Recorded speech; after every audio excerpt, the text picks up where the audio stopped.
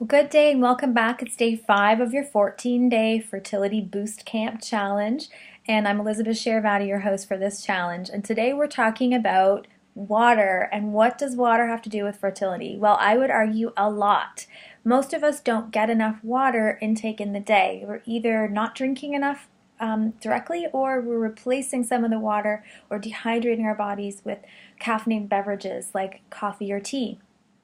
And caffeine actually drives water right out of the body. So if you are taking a caffeinated beverage, which we will be talking about in a future challenge day, then you're going to need to make up some of the extra water that the caffeine forces out of your body.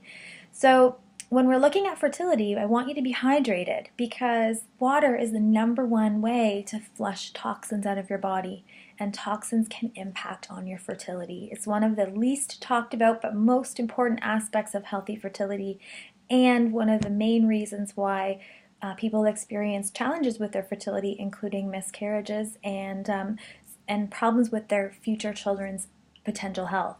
It's a very real issue, and so I want you to start with having lots of water in your body to be able to grab hold of these toxins and let them be flushed out of your system.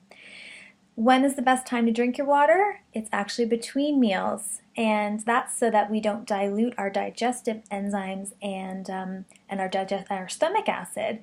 That lets us break down our food properly and absorb all the nutrients really well, and meanwhile become hydrated between meals. So you can have a little bit of fluid with your meal, but then the majority of your fluid should be between meals. So here's your task for today. If you normally take a lot of water but you take it with your meals, I want you to start practicing taking majority of your water between meals. In fact, if you take 2 cups of water about 30 minutes before a meal, that's actually a technique that's been proven to help with weight loss.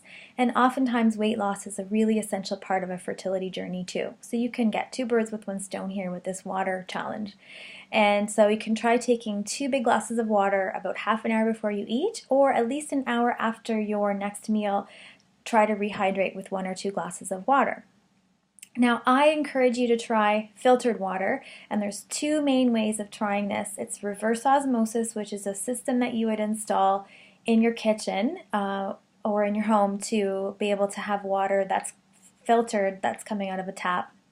Or you can get a carbon filter, and this is what I use at home. It's called a Berkey, and there's a number of different brands that you could look at. But it has a stainless steel container to it, and it lets water come through it by gravity and filters out toxins with the carbon filter. Now, both of these techniques will remove an astounding array of toxins from your water. So guess what? In your water there are trace amounts of pesticides, of hormone-disrupting chemicals, and of even other people's medications, including birth control pills. These are all present in our water. They are not filtered out of commercial city water, and they may or may not be out of commercially filtered waters either, or bottled waters. So there's not a huge advantage of using bottled water if it's sitting in plastic, because plastic is another one of the chemicals that we don't want more of in our bodies. There's phthalates in the water that are hormone disrupting that leach into the water, especially if it's warm, hot, or frozen. So reverse osmosis, carbon filters, go ahead and do a little bit of research on what that might look like for you if you don't already have something like that going.